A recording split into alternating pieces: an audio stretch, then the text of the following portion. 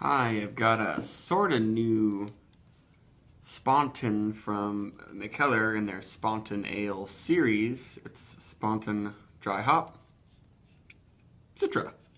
And they all have some guy carrying something, and this is guy carrying hops. And most of the Spontan series beers are oak aged, many of them with fruit added. This one does not say anything about oak aging on it. I couldn't find any info on the internet that says that it was oak aged, barrel aged, or anything like that. But it does say right on there water, barley, malt, wheat, hops, and wild yeast. So it is still somehow spontaneously fermented, meaning they don't add any specific brewer's yeast. But I guess I'll just have to taste it and see if I notice any oaky elements. I'm guessing there is a chance that maybe it's not oak aged and they just somehow did open fermentation in stainless steel or something like that. This Citra one is the highest rated of all the dry hop ones. They've also got like a Simcoe and a Centennial and a Mosaic, and of course everyone loves Citra. It's 5.5% alcohol, and the date on there is in the Euro style, so that means the best by date is June 22nd of 2017.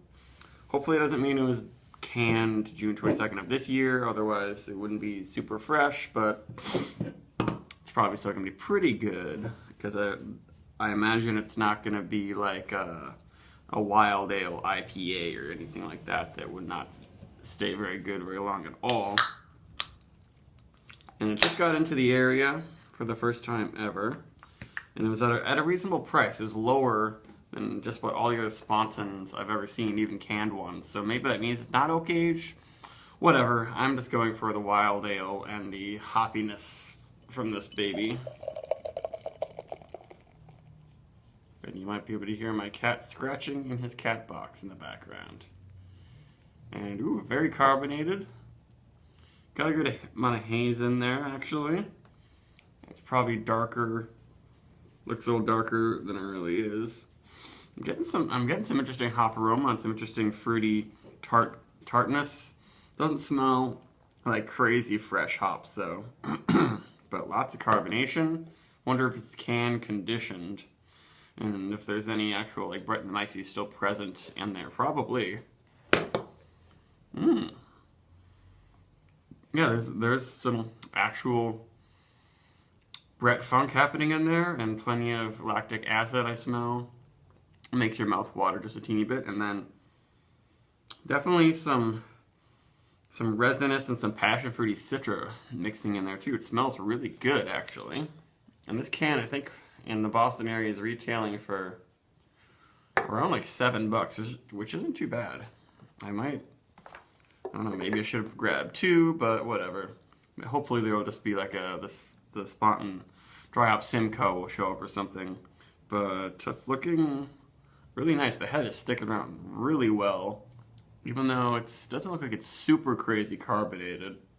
I did kind of roll the can around a little bit to get the sediment in there, because that's how I like my hoppy beers. But I like that aroma. It's got a little bit of sweet tart thing going on. And there's like pineapple, I think, maybe too. I got a little bit of a fruit cup thing, but not like a syrupy fruit cup with pineapple tidbits and peaches. It's like that mixed with some Sour Patch Kids or something like that. But plenty of other fruitiness, like tropical fruitiness, stone fruits coming through. It's not all just like straight lemon and sour citrus, which I get too much of out of a lot of dry hop sour beers. This one's definitely got some more yeast complexity, not just lactic acid explosion.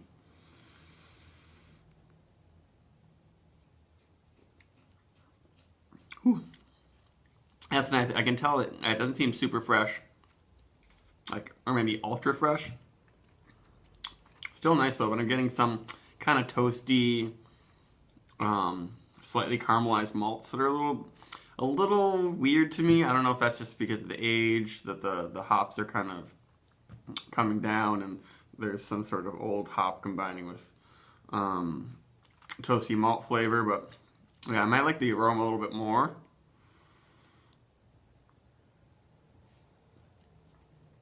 It's got a good amount of body. Actually, no, it doesn't. It's I mean, I feel some texture, but then it's like, oh, pretty dry and a little thin. It's just got some of that, you know, hazy feel to it, but it's really dry. It's 5.5%, so pretty low, and the sourness is very low. I'm enjoying that, but I feel like maybe it's just not quite as fresh. If it were a little bit fresher, it would be nicer, and if they didn't have as much sort of toasty malt character, it seems like that makes it more noticeable how it's not super fresh.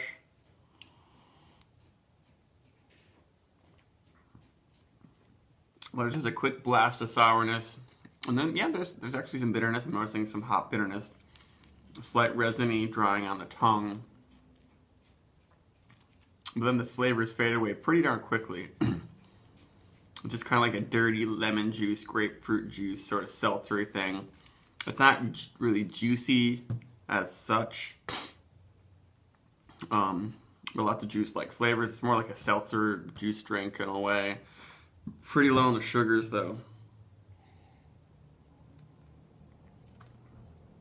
But honestly, I like it more than most dry hop sours, because so many dry hop sours are just a tinge of some kind of resiny aroma, but then it's mostly just overwhelming sour lactic acid, because brewers are still, a lot of brewers at least, are still like, oh, making a sour beer, making a goza, let's make it super sour, and so you can't really notice any of the other interesting things we do with the beer. This one isn't that much. The wild yeast, the Brettanomyces funky character, isn't carrying into the taste so much. The taste is just a little bit of a letdown. It's the aroma is where it's at with this beer.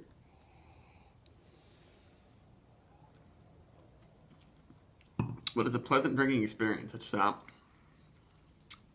making my mouth water too much. It's just the right amount of sour and the right amount of bitterness and the right amount of funk. I'm not getting any too much, like, or probably any chalky Brettanomyces finish at all.